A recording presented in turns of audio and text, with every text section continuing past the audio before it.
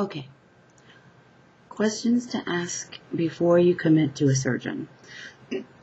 Sorry, these are questions that I asked, and they're important when you're researching doctors for, any surgery, but, I'm talking about weight loss surgery here. Find out what their refund policy is. What if you change your mind? Do you get a refund on your deposit? Or is it just gone forever? Or how long does it take to get that? How much is the down payment? Have they had any deaths?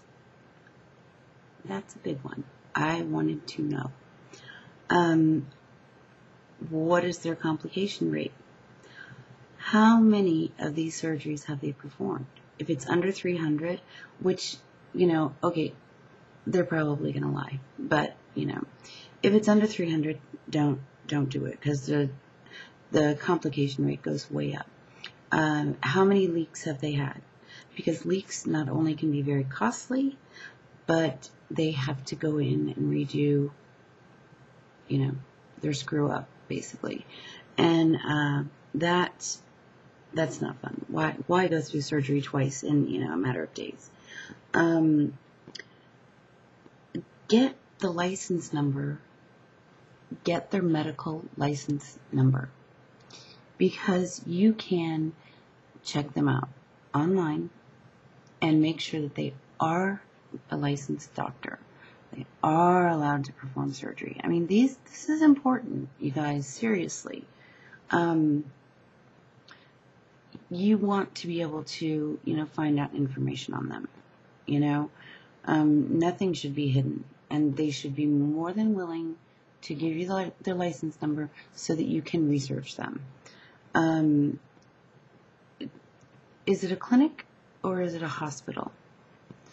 There's a big difference because some of them they call hospitals, but they don't actually have a trauma center, blood bank, things like that. I wanted to know if something happened to me, I die on the table, whatever. They not only have the knowledge to bring me back, but they have the equipment to bring me back. And so I wanted a hospital with a trauma center, ICU, everything. Because while they're transferring you, that's wasting precious minutes that could be saving your life. Do you recover in a hotel or a recovery house or a hospital? Again, I wanted to recover in a hospital. And it's a good thing I did. I had some problems. I'll get into this in another video, but I had some problems, mostly nausea, and I had a really hard time coming up out of the anesthesia and being coherent. How often does the doctor check on their patients? Yeah. My doctors, I had two, Dr. Aceves and Dr. Campos. And they were in and out of my room 3-4 times a day. Both of them. Different times, but they were in and out of my room. And that meant a lot to me. Which doctor checks on the patients? Because is it your surgeon or is it a follow-up doctor? You want to check his medical license also. So make sure you get that information, the medical license number, so that you can check on him. What drugs are given after surgery? You want to know. You want to know that you're not going to be in pain.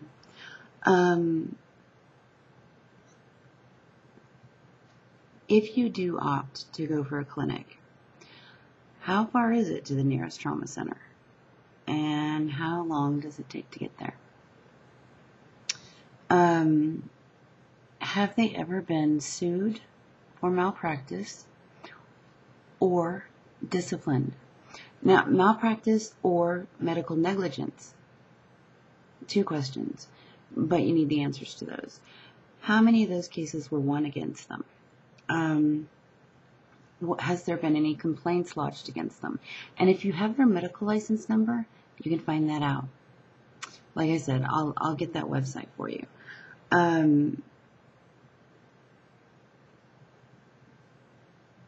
My girlfriend that took her friend down to Dr. Almanza. She said that the recovery house was extremely crowded and people were sleeping on gurneys because they had overbooked, and people were sleeping on the couches, love seat, wherever they could find a spot. I had my son and a friend of mine go with me, and they, had a couch in there, but they also pulled in a chair that pulled out into a twin-size bed. So while the room was a little bit crowded with all three of us in it, we were all able to fit, all able to sleep. It was fine. So that's important. How many surgeries does this doctor perform? A day, a week, a month?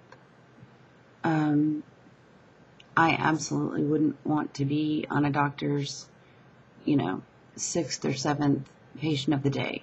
I don't want them tired going into surgery with me. I'm sorry. I'm a bitch. And I have one life. This is it. One stomach. And it's important to me. Or I wouldn't have opted to have a surgery that, saved my life, prolonged my life. Also, if there are complications, are they covered? And if you're in a recovery house, do they cover sending you back to the hospital to have the complications taken care of? I've heard stories, again, I don't know if it's rumor or not, but you can take out this, insurance for more money. I've heard anywhere from $500 to $300. Apparently it depends on who's working what day. You can take out complication insurance through Dr. Almanza and Betancourt. My complications through Dr. Aceves were covered, and I don't like the hidden cost thing. I want to know up front, what are you charging me? How much is it going to be? Perfect. I'll bring the money. Done. And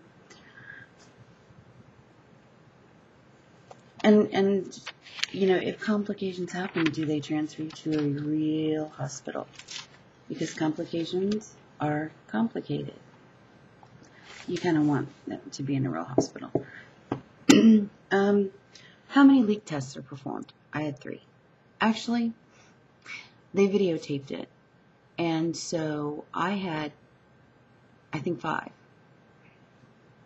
leak tests because they wanted to show it on camera. And they also videotaped them removing my drain, which was fun. It doesn't hurt. It's just really weird. What tests are run before surgery? Because you want blood taken, you want a urinalysis, you want an EKG, you want x-rays.